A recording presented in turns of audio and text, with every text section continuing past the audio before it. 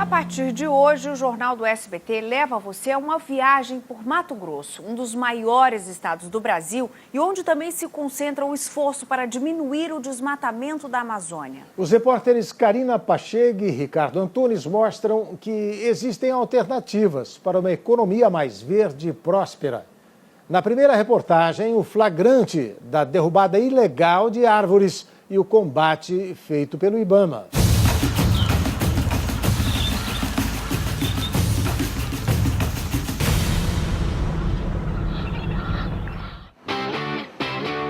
Uma das economias que mais crescem no Brasil. Estado líder na produção de soja, algodão e carne.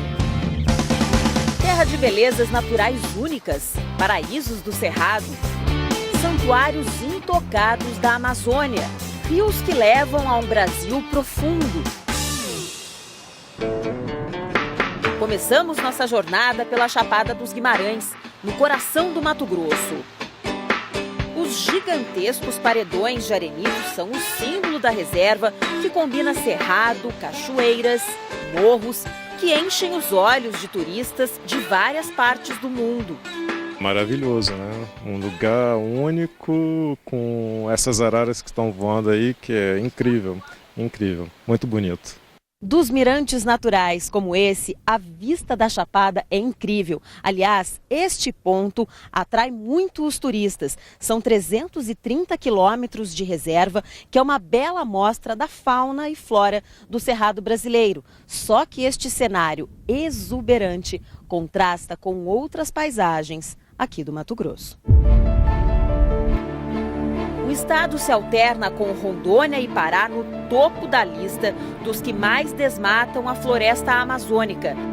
A situação mais grave foi registrada em 2004, quando 11.814 quilômetros quadrados foram desmatados, o equivalente a quase 8 vezes a área da cidade de São Paulo.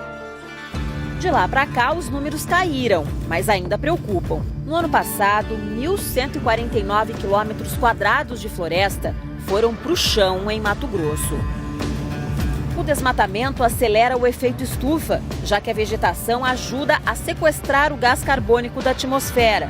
Menos árvores, mais poluição. O governo brasileiro tem uma meta, assumida internacionalmente, que ele reduzia voluntariamente o desmatamento em 80%.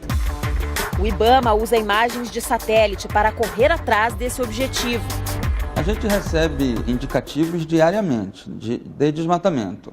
Então, a gente tem equipes espalhadas por todo o estado. Na verdade, por toda a Amazônia tem gente nossa espalhada. Conhecemos um desses centros de controle em Sinop, cidade a 420 quilômetros de Cuiabá. Os pontos avermelhados na tela são sinais de alerta. Nós vamos acompanhar uma operação do IBAMA saindo aqui de Sinop. A missão é conferir se os indicativos das imagens de satélite são mesmo de um desmatamento ilegal e a gente vai voando até lá. Durante 4 horas de voo, passamos por pedaços intocados da Amazônia. Mas foram poucos. De cima, o que mais se vê são áreas degradadas, rios quase secos, plantações que não têm fim. Se foram feitas em áreas legalizadas ou não, é difícil dizer. De acordo com o novo Código Florestal, 20% de cada propriedade podem ser explorados, desde que o dono da terra tenha licença. 80% das áreas têm que ser preservadas. O cenário que a gente vê aqui do alto é muito diferente do que prevê a legislação. A gente vê muito mais áreas destinadas à agricultura do que de preservação de floresta, quando essas proporções deveriam ser exatamente o contrário.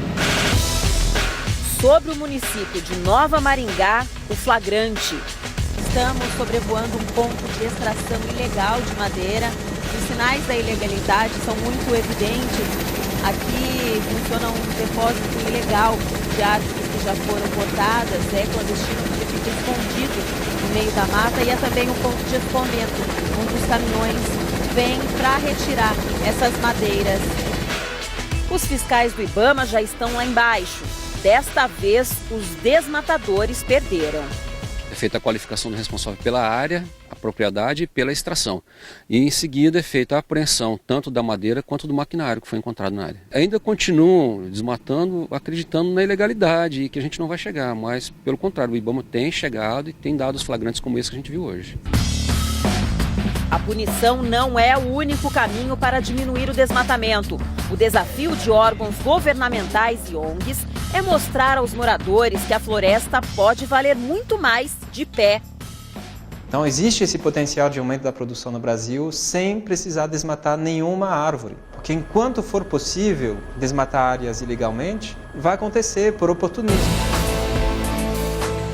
É o que acontece com esta associação de castanheiros, que em 3 anos viu os lucros crescerem 4 vezes. Já este grupo de mulheres descobriu a riqueza do babaçu, que se transforma em comida, combustível e remédio. Exemplos que você vai conhecer em detalhes nas próximas reportagens da série.